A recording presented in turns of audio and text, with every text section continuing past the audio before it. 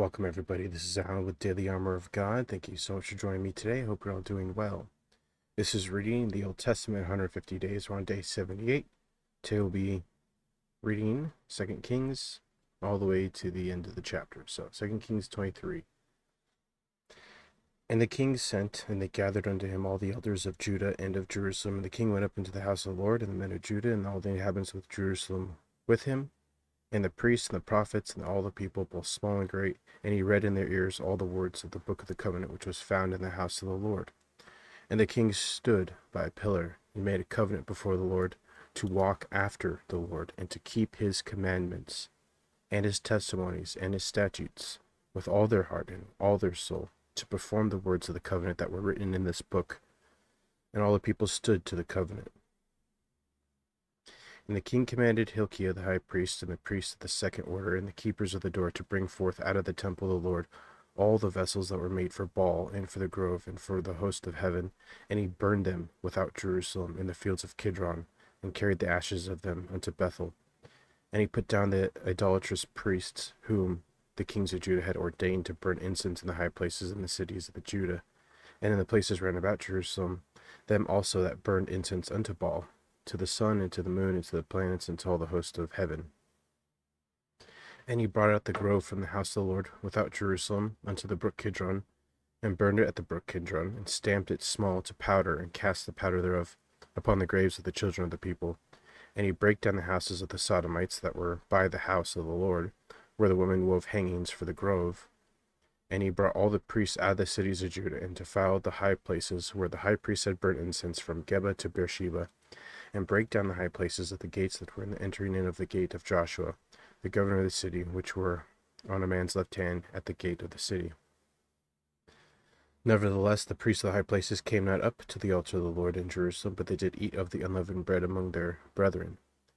And he defiled Topheth, which is in the valley of the children of Hinnom, that no man might make his son or his daughter pass through the fire to Molech.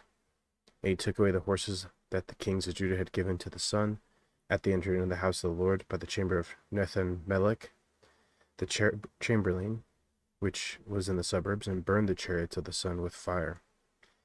And the altars that were on the top of the upper chamber of Ahaz, which the kings of Judah had made, and the altars which Manasseh had made in the two courts of the house of the Lord, did the king beat down, and break them down from thence, and cast the dust of them into the brook Kidron. And the high places that were before Jerusalem, which were on the right hand of the mount of corruption, which Solomon the king of Israel had builded for Ashtaroth, the abomination of the Zidonians, and for Cheshmosh, the abomination of the Moabites, and for Milcom, the abomination of the children of Ammon, did the king defile. And he brake in pieces the images, and cut down the groves, and filled their places with the bones of men. Moreover, the altar that was at Bethel, in the high place which Jeroboam the son of Nebat, who made Israel to sin, had made, both the altar and the high place he brake down and burned to the high place, and stamped it small to powder, and burned the grove. And as Josiah turned himself, he spied the sepulchres that were in the mountain, sent and took the bones out of the sepulchres, and burned them upon the altar, and polluted it according to the word of the Lord which the man of God proclaimed, who proclaimed these words. Then he said, What title is that I see? And the men of the city told him, It is the sepulchre of the man of God which came from Judah, and proclaimed these things that thou hast done against the altar of Bethel. And he said, Let him alone, let no man move his bones. So they let his bones alone, with the bones of the prophet that came out of Samaria. And all the houses of the high places that were in the cities of Samaria, which the kings of Israel had made to provoke the Lord to anger, Josiah took away, and did to them according to all the acts that he had done in Bethel. And he slew all the priests of the high places that were upon the altars, and burned men's bones upon them, and returned to Jerusalem. And the king commanded all the people, saying, Keep the Passover unto the Lord your God, as it is written in the book of this covenant. Surely there was not holden such a Passover from the days of the judges that judged Israel, nor in all the days of the kings, nor in all the kings of Judah, nor all the kings of Israel and the kings of Judah. But in the 18th year of King Josiah, wherein this Passover was holden to the Lord in Jerusalem. Moreover, the workers with familiar spirits, and the wizards, and the images, and the idols, and all the abominations that were spied in the land of Judah and in Jerusalem did Josiah put away, that he might perform the words of the law, which were written in the book that Hilkiah the priest found in the house of the Lord. And like unto him was there no king before him that turned to the Lord with all his heart, and with all his soul, and with all his might, according to all the law of Moses. Neither after him arose there any like him. So we see King Josiah. This is getting closer now to the captivity of Babylon. Still a couple generations away, but getting closer. King Josiah was an awesome king. And we see here that saying that there was no king like him that turned to the Lord with all his heart. And think about his circumstances. He grew up basically with all this idolatry and abominations and idol worship. He grew up around it from former kings, and just like that was part of their culture now at this point, after many years of doing all these despicable things. And he did all this stuff that we just read, taking down altars, killing all these false priests to Baal and to Moloch, and all this idolatry stuff and all the images and all the idols. So he fully turned to the Lord with all his heart. And that's why yesterday we read that God had mercy on him because of what he did, because of his heart. So we see, obviously, King David, he had a heart for God. But we see now there were other kings too who had a heart for God, but Josiah, which doesn't get a lot of talk in this day and age. I hardly ever hear about King Josiah preached from pastors or talked about from anyone. But King Josiah, as we just read, was a great king, right? He did all this stuff because he found that book, which was the Bible, in the temple. He read it and he was like, we've been doing so bad. He knew that they were doing so much wrong, and he was trying to turn everything around with all his heart. Despite, if you remember, Isaiah said that God still is going to punish Israel and Judah, but not in his lifetime. That's the thing, because he turned to the Lord with all his heart. So there's many great lessons we can learn from King Josiah. When we mess up, we turn to the Lord with all our hearts. We don't just do things halfway. We don't just do things, just a little bit of change. We should do a complete change, a complete turnaround like King Josiah. So King Josiah should be talked about more often, because as we just read, there was none before him who turned. Obviously, King David was a man after God's own heart, but who turned around all this stuff, completely turned around. There was none like him and none after him, sadly. So, continuing on. So, notwithstanding, the Lord turned not from the fierceness of his great wrath, wherewith his anger was kindled against Judah, because of all the provocations that Manasseh had provoked him withal. Yeah, so we're going to read about Manasseh again in Chronicles, how he was an evil, wicked king. However, he was evil from the start.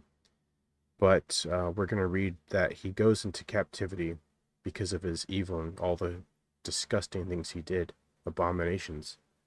He humbles himself, though, in captivity, and he's brought back, and he does try to turn and do good. So Manasseh is kind of a mixed bag, so to speak, about, a good king, bad king, because he was both. He was a bad king at first, so, but then he humbled himself and served God later in his life. So God still had mercy on him, but we're going to read that God still, he had to pay for what he did. He paid for what he did. Like, he didn't get off scot-free. Nope. And as we just read in this verse here, God, despite all that King Josiah did, God's like, I'm not turning away my anger. That's it. They will be punished because of what Manasseh did. Because Manasseh, even though he did turn and serve the Lord, he pretty much turned out to be the most evil king in Judah. Probably one of the worst kings in terms of all the evil that he did. So it's kind of a huge change, actually, and it's good that he finally turned to the Lord, but he still has to pay for what he did when he was being evil. And it's a reflection of what, us Christians today, in our past life before we came to God, we were probably just like Manasseh, evil, wicked, doing what seems good in our eyes. And then later on in life, or whenever you came to the Lord, you turn around and you serve the Lord. Does that mean you're going to get out of all the sins which you committed before you became a Christian? No. Some stuff will come back and bite us. It will. And God will punish us either in the flesh or in the spirit with our sins. Because it says in the Bible, God chastises those whom he loves like a father, because he is our father. A father disciplining his child because he wants them to get back on the right path. So Manasseh is a good reflection for us today as Christians. He was evil before he came to God, before he humbled himself before God. Then he became good and served the Lord, but he still had to pay for what he did. So it's kind of interesting. We see Manasseh, which could be considered the most evil king in Judah, become good. And then King Josiah completely turned around, but because of what Manasseh did before he came to God, before he humbled himself before God, God's wrath was, nothing can change God's wrath at this point. Nothing. But the Lord does not, what King Josiah did and is doing does not go unnoticed by God. No. Nope. God sees him. And if it weren't for King Josiah, everybody would have been taken into captivity sooner than what actually happened. But because of King Josiah, the people who truly turned to the Lord, they didn't have to see all the wickedness or all the evil that was coming against them when Babylon comes and besieges the city and takes people captive and kills people and all the horrible things that happen there. So, and they don't get to go into captivity. They get to live their life, die, and then the coming generations have to pay for it, essentially. So, King Josiah, the point I'm making here is he does not get talked about a lot. In fact, I don't think I've ever heard any preacher anywhere, of all the different churches I've been to in my life, ever talk about King Josiah. King David, yeah. Solomon, yeah.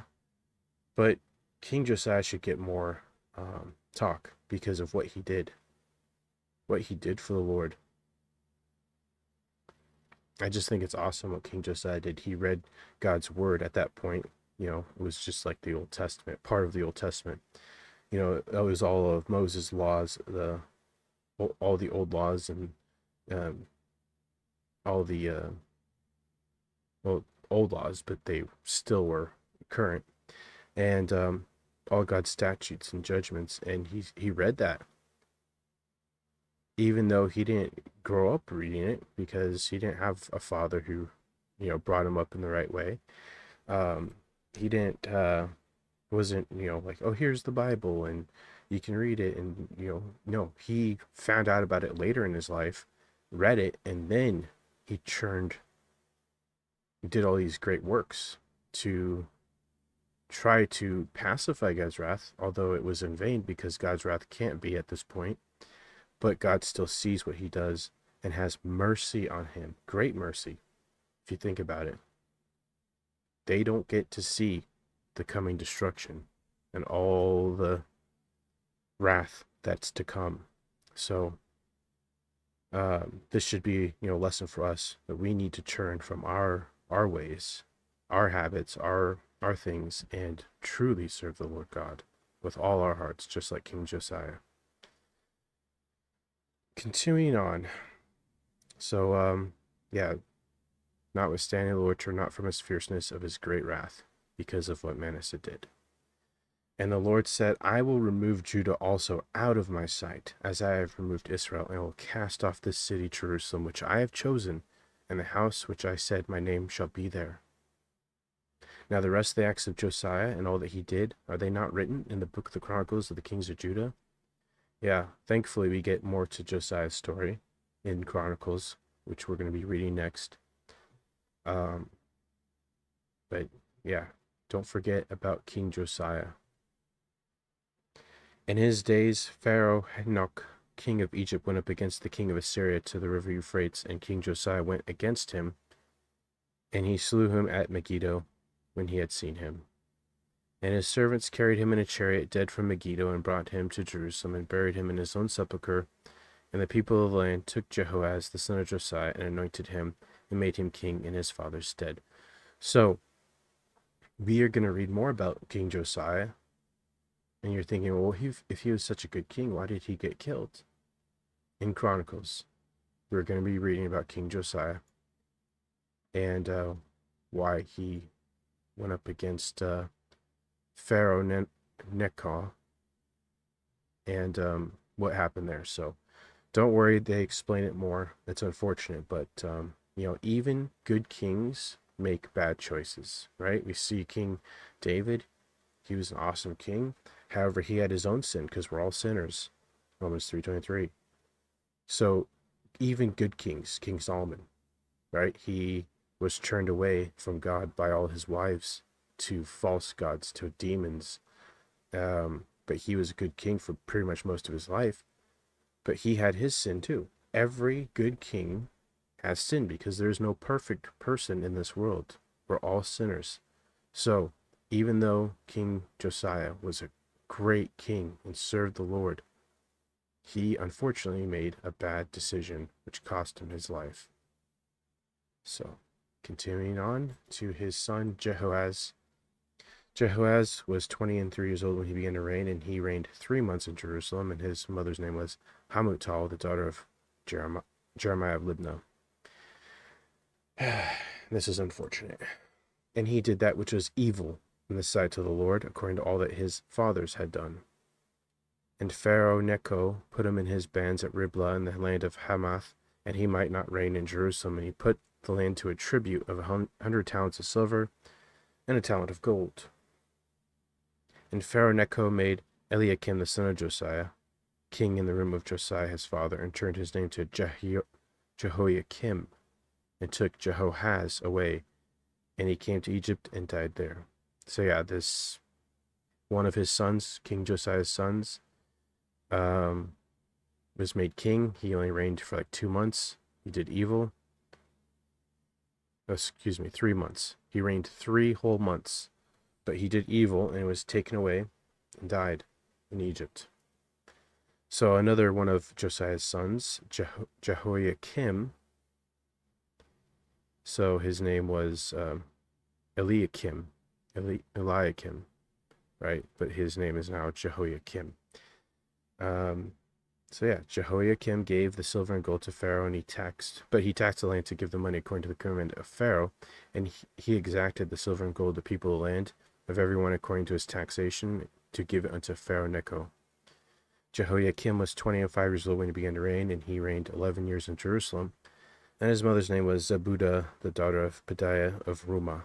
And he did that which was evil in the sight of the Lord, according to all that his fathers had done. It's so sad to see. We see a great king, King Josiah, turn it around, only for his sons to ruin it and do evil.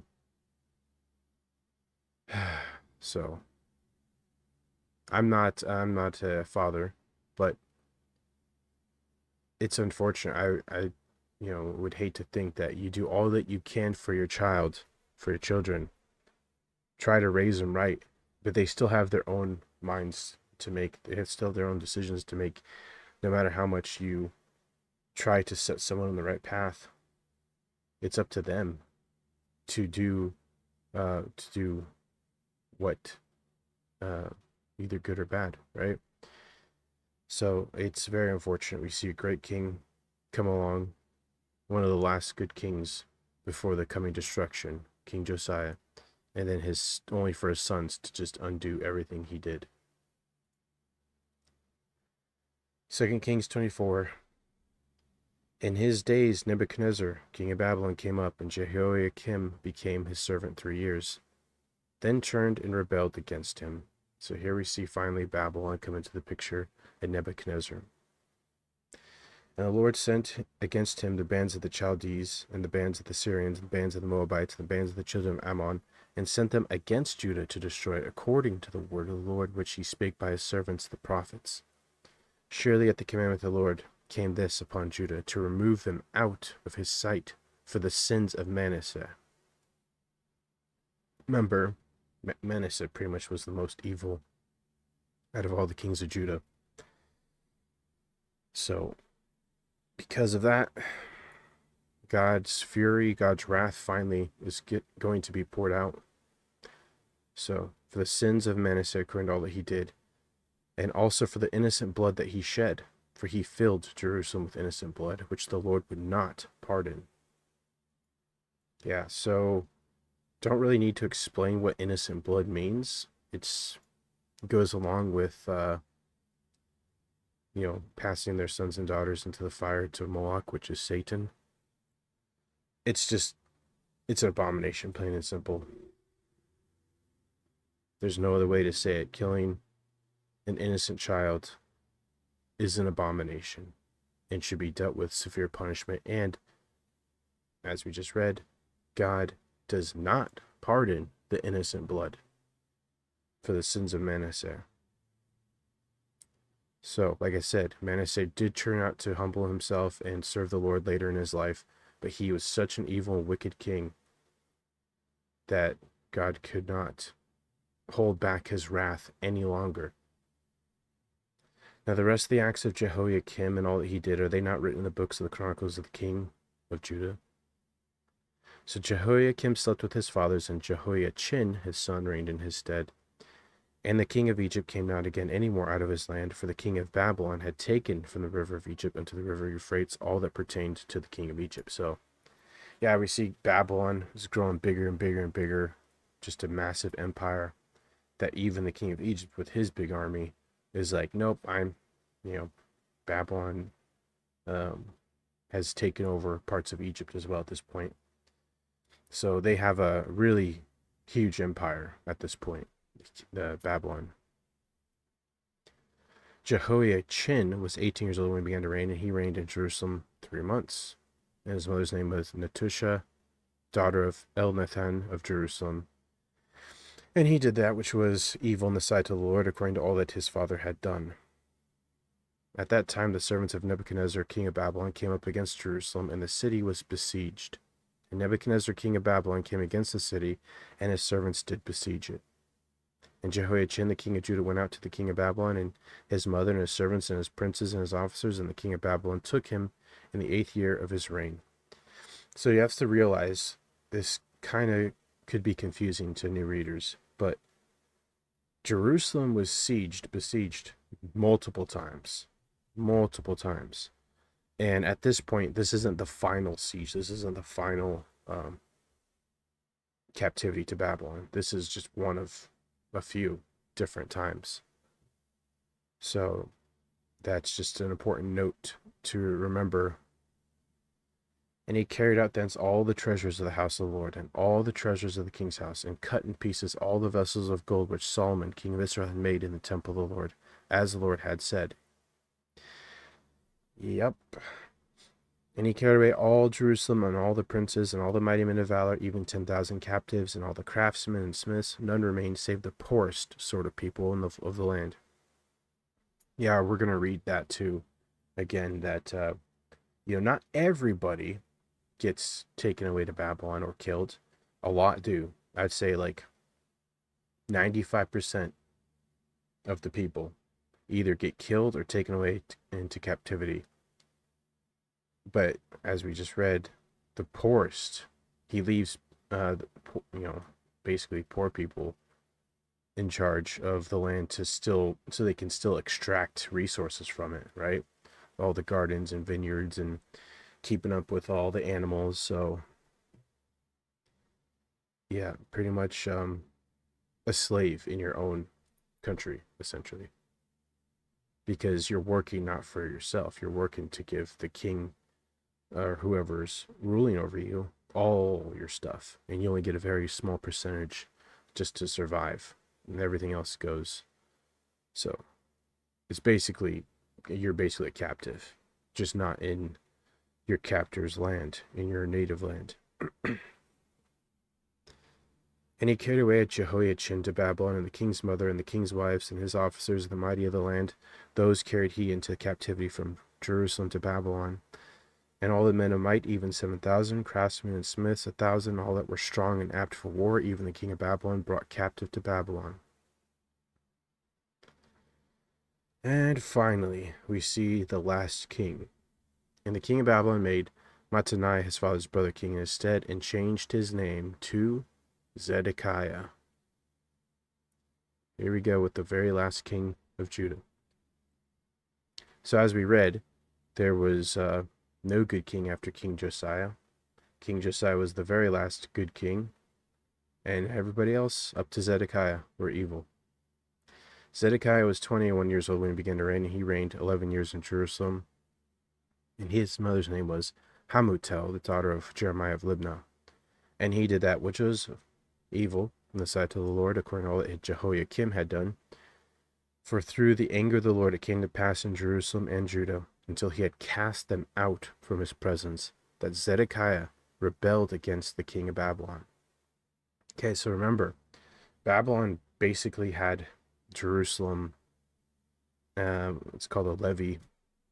So basically, everything that he left all those poor people to tend to, he wanted. Like, he worked for the king of Babylon. So they had a rule over them, and it was Babylon, the king of Babylon, Nebuchadnezzar. And we see here that Zedekiah is like, nah, I don't want to be ruled by Babylon, and he rebels. And then this is the catalyst that leads to the very final captivity. King of Babylon comes with all his might, besieges the city, and again leaves pretty much none left to the city. The city's in ruins. All the gold and all the treasures are gone. All the people are gone, save a few people. So, yeah, King Zedekiah is the very last king before the final captivity. 2 Kings 25. And it came to pass in the 9th year of his reign, in the 10th month, in the 10th day of the month, that Nebuchadnezzar king of Babylon came, he and all his host, against Jerusalem, and pitched against it, and they built forts against it round about. And the city was besieged until the 11th year of King Zedekiah. Yeah, so remember, he reigned 11 years. So they were besieged for a few years, which, if you don't know what that entails, I suggest looking it up. It's very nasty business. Basically, there's different assaults. They're basically waiting them out, starving them, because the city's shut up. The gates are closed. There's nothing coming in or out of the city. So basically, people are going to starve. We're about to read it. I'll shut up. And the city was besieged until 11 years of King Zedekiah, and on the 9th day of the 4th month, the famine prevailed in the city, and there was no bread for the people of the land. And the city was broken up, and all the men of war fled by night by the way of the gate between the two walls, which is by the king's garden. Now the Chaldees were against the city round about, and the king went toward the plain. And the army of the Chaldees pursued after the king, and overtook him in the plains of Jericho, and all his army was scattered from him. So they took the king, brought him up to the king of Babylon to Riblah, and they gave judgment upon him. And this part's really messed up, but it's also punishment for what he did. And they slew the sons of Zedekiah before his eyes, and put out the eyes of Zedekiah, and bound him with fetters of brass, and carried him to Babylon. So it's pretty messed up. You have to watch your children die in front of you, and then the next thing that happens is you're blinded. They put out his eyes. I don't know how they did it. It doesn't say, but he was still alive, right? So he was still alive, but he was just blinded. And then he was put in chains and taken to Babylon. Very, very messed up. But again, this is punishment for what Zedekiah did. Remember, he did evil in the sight of the Lord. God's wrath was kindled against him and against all Judah and Jerusalem.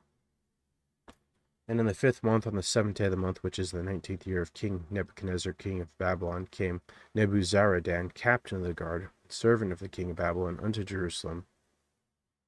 And he burnt the house of the Lord, and the king's houses, and all the houses of Jerusalem, and every great man's house burnt he with fire. And all the army of the Chaldees that were with the captain of the guard brake down the walls of Jerusalem round about. Now the rest of the people that were left in the city, and the fugitives that fell away to the king of Babylon, with the remnant of the multitude, did Nebuzaradan, the captain of the guard, carry away. But the captain of the guard left of the poor of the land to be vine dressers and husbandmen. Yeah, so again, leaving a very small percentage to tend to, the vineyards and gardens and to the animals. And the pillars of brass that were in the house of the Lord, and the bases, and the brazen sea that was in the house of the Lord, did the Chaldees break in pieces and carry the brass of them to Babylon. And the pots, and the shovels, and the snuffers, and the spoons, and all the vessels of brass wherewith they ministered, took they away, and the fire pans, and the bowls, and such things as were of gold, and in silver, the captain of the guard took away. The two pillars, the one sea, the bases which Solomon had made for the house of the Lord, the base brass of all these vessels was without weight. Yeah, I remember when we were reading about Solomon that he didn't keep track of how much brass there was because it was without number for multitude. So without number. The height of one pillar was 18 cubits, and the chapiter upon it was brass, and the height of the chapiter 3 cubits, and the wreath and work, and the pomegranates upon the chapiter round about, all of brass, and like unto these had the second pillar with wreath and work. And the captain of the guard took Seraiah, the chief priest, and Zephaniah, the second priest, and 3 keepers of the door. And out of the city he took an officer that was set over the men of war, and 5 men of them were in the king's presence, which were found in the city, and the principal scribe of the host, which mustered the people of the land, and 60 men of the people of the land that were found in the city. Nebuzaradan, captain of the guard, took these, brought them to the king of Babylon, to Riblah. And the king of Babylon smote them and slew them at Riblah in the land of Hamath, so Judah was carried away out of their land. And as for the people that remained in the land of Judah, whom Nebuchadnezzar king of Babylon had left, even over them made he Gedaliah the son of Ahikam, the son of Shaphan, ruler. So he's not a king, but he's like an overseer, because remember, Babylon is really far away, but their empire is massive, and so he's still ruling over this place, but he has governors, they call them, to rule in his stead, but he reports to Nebuchadnezzar. When all the captains of the armies, they and their men, heard that the king of Babylon had made Gedaliah governor, there came to Gedaliah to Mizpah even Ishmael the son of Nethaniah, and Johanan and son of Kareah, and Seraiah the son of Tanhumeth the Netophathite, and Jazaniah the son of a Maacathite, they and their men. And Gedaliah swore to them and to their men, and said unto them, Fear not to be the servants of the Chaldees, dwell in the land, and serve the king of Babylon, it shall be well with you. But it came to pass in the 7th month that Ishmael, son of Nethaniah, the son of Elishama, of seed royal, came, 10 men with him, and smote Gedaliah, that he died, and the Jews and the Chaldees that were with him at Mizpah. And all the people, both small and great, and the captains of the armies, arose and came to Egypt, for they were afraid of the Chaldees. And it came to pass in the 7th and 13th year of the captivity of Jehoiachin king of Judah, in the 12th month, on the 7th and 20th day of the month, that evil Merodach king of Babylon, in the year that he began to reign, did lift up the head of Jehoiachin king of Judah out of prison. And he spake kindly to him, and set his throne above the throne of the kings that were with him in Babylon, and changed his prison garments, and did eat bread continually before him all the days of his life. And his allowance was continual allowance given him of the king, a daily rate for every day, all the days of his life. All right, that's the end of Second Kings. Moving on to Psalm 78. Meshil of Asaph, give ear, O my people, to my law, incline your ears to the words of my mouth. I will open my mouth in a parable. I will utter dark sayings of old, which we have heard and known, and our fathers have told us. We will not hide them from their children, showing to the generation to come the praises of the Lord, and his strength, and his wonderful works that he hath done. For he established a testimony in Jacob, and appointed a law in Israel, which he commanded our fathers, that they should make them known to their children, that the generation to come might know them, even the children which should be born, who should arise and declare them to their children, that they might set their hope in God, and not forget the works of God, but keep his commandments.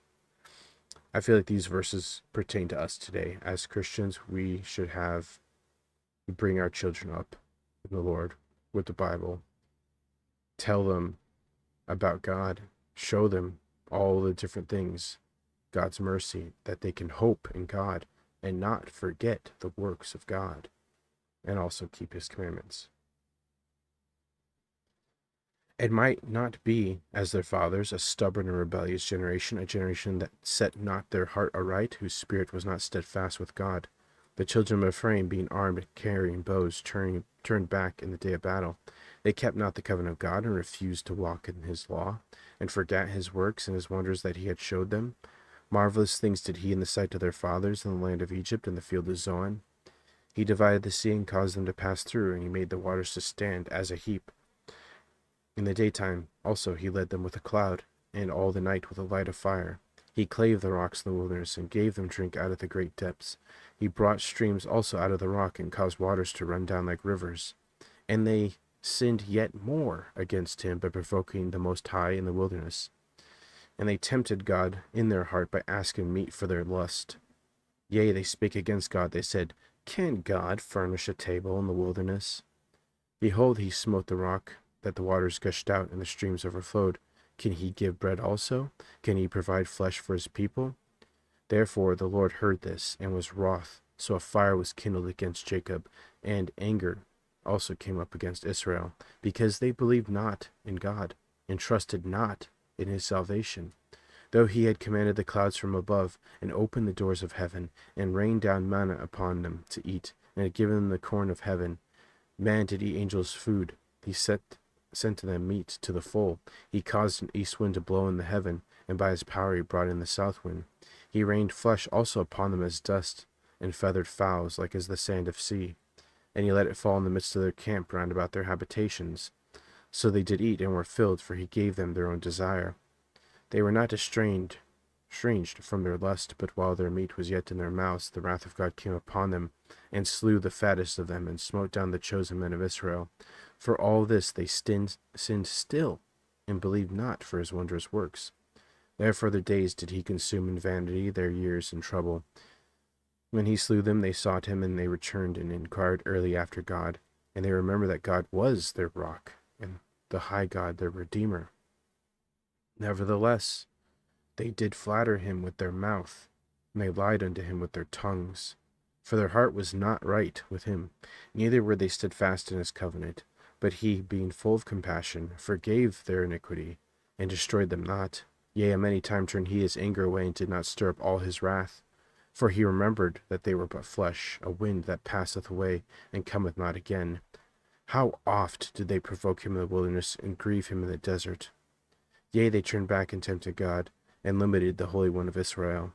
They remembered not his hand, nor the day when he delivered them from the enemy, how he had wrought his signs in Egypt, and his wonders in the field of Zoan, and had turned their rivers into blood, and their floods, that they could not drink. And he sent divers sorts of flies among them, which devoured them, and frogs, which destroyed them. He gave also their increase unto the caterpillar, and their labor unto the locust. He destroyed their vines with hail, and their sycamore trees with frost. He gave up their cattle also to the hail, and their flocks to hot thunderbolts. He cast them the fierceness of his anger, wrath, and indignation, and trouble by sending evil angels among them. He made a way to his anger. He spared not their soul from death, but gave their life over to the pestilence, and smote all the firstborn in Egypt, the chief of the strength of the tabernacles of Ham, but made his own people to go forth like sheep, and guided them in the wilderness like a flock. And he led them on safely, so they feared not, but the sea overwhelmed their enemies.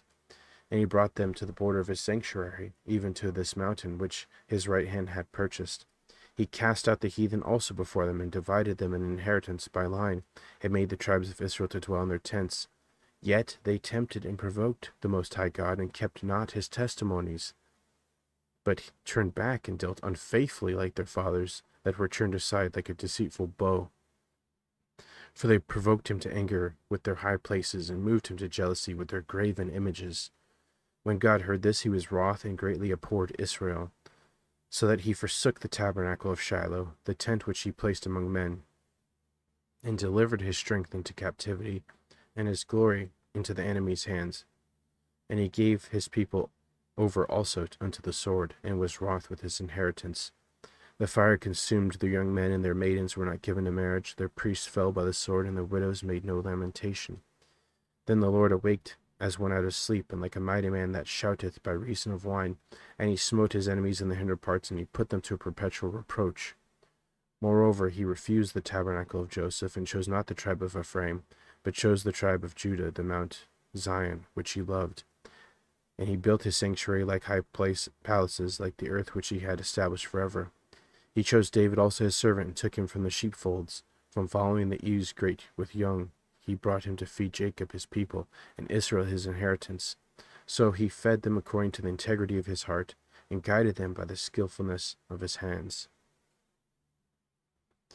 So just a little bit of a recap there of the events so far, starting with Egypt, captivity in Egypt, and what God did. So it's a great reminder of God's power and what God did, God's character also. And it's just looking back on it now, it's just amazing that they saw all these things with their own eyes, and they still did not believe. They still went and served other gods, false gods, demons essentially, and just forgot about God. So it's just it's really sad reading stuff like this, because of we see God's character. We're like, well, how could anyone do that to God? But then we have to remember that we did that stuff. Maybe not the exact stuff, but we did sin against God before we came to God. We did horrible stuff as well, because we're all sinners. But now that we know the truth, we know God, we should be living for him, and not turn back to our previous ways, our previous sins, our previous habits. So that's going to be it for today's reading. Thank you so much for joining me. I hope you all have a great morning, afternoon, evening. Remember to put God first in everything you do. Have faith in him, trust in him, wait upon him, and you'll never be sorry. God willing, we'll see you tomorrow with more of this Bible reading plan. So thanks again. Take care and God bless.